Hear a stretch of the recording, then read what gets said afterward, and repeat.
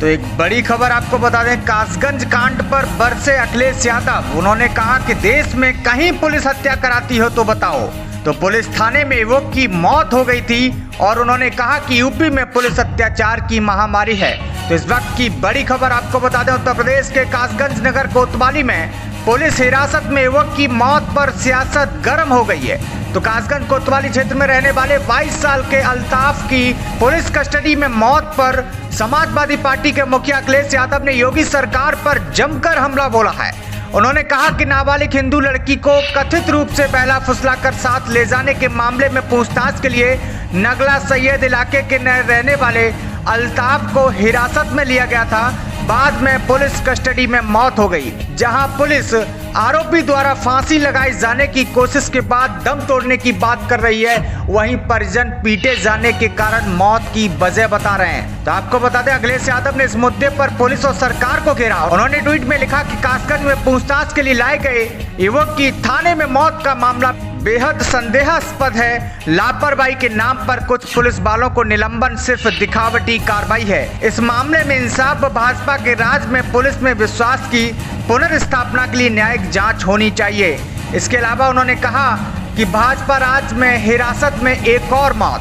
तो कासगंज में पुलिस हिरासत के दौरान युवक की हत्या उत्तर प्रदेश के ठोको पुलिस का एक और कारनामा है। तो यूपी में अपराधी और पुलिस लगातार मुख्यमंत्री की सरपरस्ती में कानून व्यवस्था का एनकाउंटर कर रहे हैं। दोषी पुलिस कर्मियों के खिलाफ हत्या का केस चले और मिले सजा।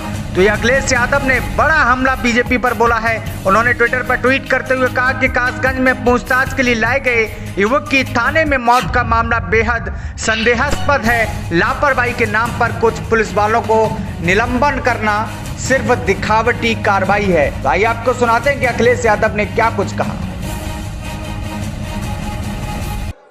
जब आज आपके बीच में आया हूं तो कल की घटना भी सोच लो। एक नौजवान को पुलिस उठा ले गई और उसको इतना मारा है थाने में। पुलिस ने इतना अन्याय किया है कि उस नौजवान की जान चली गई। अगर कोई दोषी है उसके लिए तो भारतीय जनता पार्टी की सरकार दोषी है उस नौजवान की जान जाने के लिए। ये दो घटनाएं नहीं, अगर आंकड़े देखें मुख्यमंत्री जी, हम तो सोचते थे कि आपके पास तो बड़े जानकार लोग हैं, आप तो हर चीज पे नजर रखते हो। कभी नेशनल ह्यूमन राइट कमीशन का डाटा मंगवाना, कभी नेशनल ह्यूमन राइट कमीशन के डाटा मंगवाना कि अगर सबसे ज्यादा अन्याय जनता पर कहीं हो रहा है तो उत्तर प्रदेश में भारतीय जनता पार्टी की सरकार में अन्याय हो रहा है। सबसे ज्यादा कस्टोडियल डेथ अगर कहीं हुई है तो उत्तर प्रदेश में हुई है, यही भारतीय जनता पार्टी की सरकार में। आप ठोको नीति चला रहे हो, आप जिसको चाहो उसको ठोक दे रहे हो, कभी सुधार नहीं। ये हमारे बाबा मुख्यमंत्री जी को समझते ही नहीं है। बहुत कह रहे कानून व्यवस्था ठीक की है, बहुत दावा करते हैं कि कानून व्यवस्था ठीक की है। बताएं मुख्यमंत्री जी, पूरे देश में कहीं भी पुलिस किसी की हत्या कर रही हो तो बताओ। और एक उदाहरण नहीं,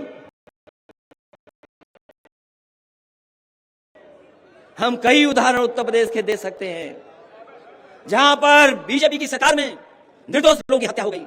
कौन भूल जाएगा गोरखपुर, एक व्यापारी अपने साथियों के साथ कारोबार और गोरखपुर को घूमने गया था। उसे नहीं पता था कि गोरखपुर में क्या हो जाएगा उसके साथ।